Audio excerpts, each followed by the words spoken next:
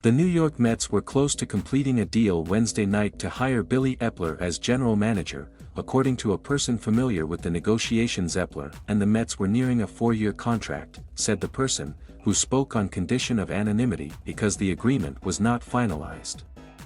New York was completing a background check on Eppler, fired as general manager of the Los Angeles Angels a little more than a year ago after 5 unsuccessful seasons. But it appears the Mets have finally found their GM following a ridiculed search that had dragged on for more than 6 weeks since the 2021 season ended. Eppler is expected to be introduced by the team Friday, and he would become the Mets' 5th head of baseball operations in 13 months. With an uncertain offseason already underway, his return to New York would mark a major step toward restoring stability in the front office structure under owner Steve Cohen and team president Sandy Alderson. The 46-year-old Eppler was GM of the Angels from 2015 to 20, overseeing 5 straight losing seasons. The team went 332 to 376 under 3 managers, with a rotating cast of supporting players around Mike Trout and Albert Pujols unable to provide enough pitching. An aggressive Eppler did land some big fish for Los Angeles with the help of owner Arte Moreno's checkbook. He lured two-way sensation Shohei Ohtani to the Angels and signed free agent third baseman Anthony Rendon to a $245 million, 7-year contract. Trout got a $426.5 million, 12-year deal. Eppler also boosted a previously barren farm system with several prospects now making an impact on the big league level, including all-star slugger Jared Walsh, Brandon Marsh, Joe Adell and Reed Ecknos, one of the most honest people I've met in this industry. Great talent evaluator, Angels manager Joe Maddon said of Eppler at the end of the pandemic-shortened 2020 season. I'm certain he's going to land firmly on his feet. Before all that, Eppler cut his teeth as a rising star in the New York Yankees front office.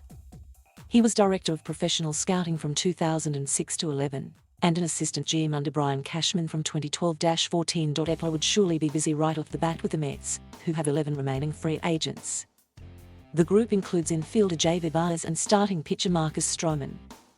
Right fielder Michael Conforto declined the team's $18.4 million qualifying offer Wednesday, and pitcher Noah Syndergaard left the Mets on Tuesday for a $21 million, 1-year contract with the Angels. Syndergaard had also received the $18.4 million qualifying offer from New York. Once their GM is in place to direct the search, the Mets also will turn their attention to picking a new manager after Luis Rojas was let go October 4 following 2 losing seasons. Rojas was hired across town Monday as the Yankees' new third base coach.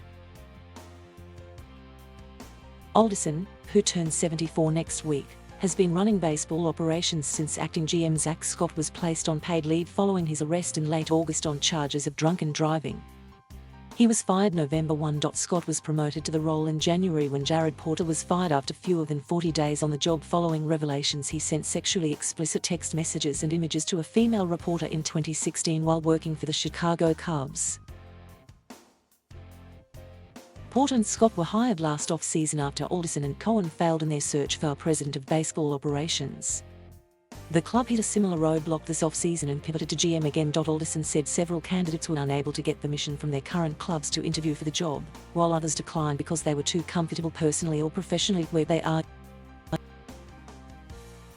He said he was a little surprised by how many candidates had turned down the Mets. Largely, though, he thought New York itself was keeping people away. I don't want to give you a timeline, Alderson said last week at the general managers' meetings in California. We've already blown through what most people would say is a reasonable timeline. Alderson, whose son, Brim, is an assistant general manager with the Mets, did not rule out the possibility that a president of baseball operations could be hired above the GM in a future off-season. Assuming we only hire one person, there will be at least a year runway for that person to demonstrate their ability and their potential, Alderson said. I've said this to others in the past, that's the opportunity. That's all you can ask for. And demonstrated ability tends to get rewarded. If you're looking to be comfortable, this is probably not the place. The Mets are probably not the place to come, he added. Alderson joked at the GM meetings that he'd interviewed so many candidates for the Mets job that probably half the people are going to be here today. Late-night talk show host Jimmy Kimmel also found humor in the situation, tweeting that after much thought, "I have decided to withdraw my name from consideration as GM of the Mets."